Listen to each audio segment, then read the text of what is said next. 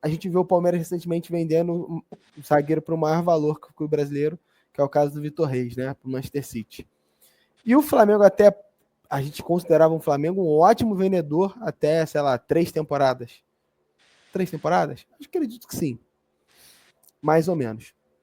E o que a gente vê hoje é uma base, teoricamente, do Flamengo em baixa, e ao mesmo tempo o maior destaque de base do Flamengo nos últimos 2 anos, que é o Lohan, tá para ser vendido aí por um valor na casa de 50 milhões de reais, não é isso, Leandro? É isso. Pro CSK. É isso. Mas eu acho que tem um ponto. Por favor. Eu acho que o ponto é a avaliação. Vamos lá, vou dar um passo atrás. Para mim, a base do Flamengo é uma base extremamente vencedora e vendedora. Tanto que o Flamengo faz mais dinheiro com a sua base. E eu acho que o Flamengo ele usa o seguinte mecanismo: o Flamengo se desfaz do jogador, mantendo o percentual.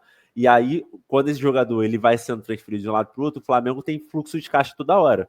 O jogador valoriza, vai para outro lugar, o Flamengo mantém tantos por cento. Então você vê jogadores que foram vendidos a...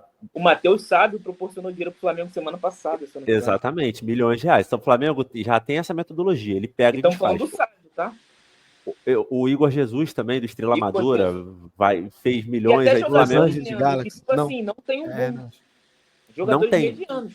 É uma metodologia ali que você vê que o Flamengo ele se desfaz rápido de muitos jogadores. Sim, sim. Eu acho que o ponto aqui é todo jogador que fala assim, esse daqui é o cara, nunca é o cara. O último foi o Vinícius Júnior e esteve com o Paquetá, porque a última grande promessa era o Matheus França, que não se firmou, saiu para o Crystal Palace. Agora o Lohan. Rendeu grana. Só que no paralelo, nesse período todo, a gente teve João Gomes, hoje na seleção, gerou muita grana e cotado em grandes clubes da Premier League. Flamengo segurando o Wesley, que muito provavelmente vai sair por muito dinheiro no meio do ano.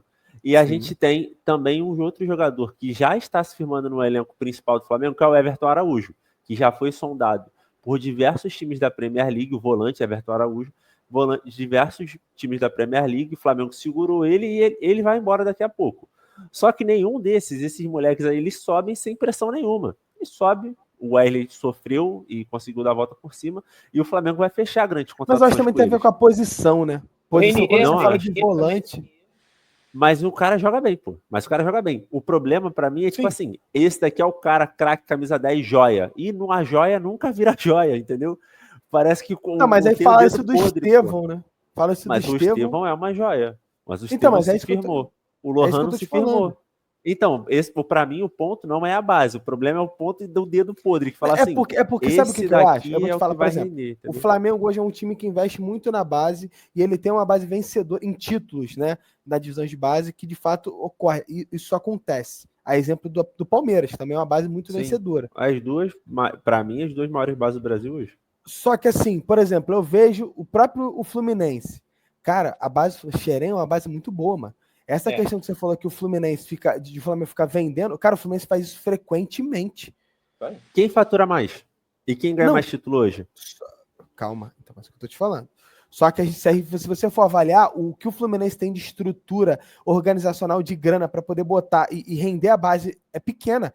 Que o potencial que a base do Fluminense pode ter com o dinheiro que o Flamengo tem poderia ser outro. Entende o que eu tô falando? Tudo bem, eu acho que o Fluminense atinge resultados parecidos com muito menos investimento. Resultados, eu digo, em questão de vender atletas que acabam jogando. Por exemplo, para mim, os 2 melhores jogadores do futebol brasileiro no último ano são formados na base do Fluminense, pô. O Gerson. E o Luiz Henrique, pô. Perfeito. E o Pedro até a lesão. E o Pedro, que é a base tricolor, pô. Perfeito. Tudo bem.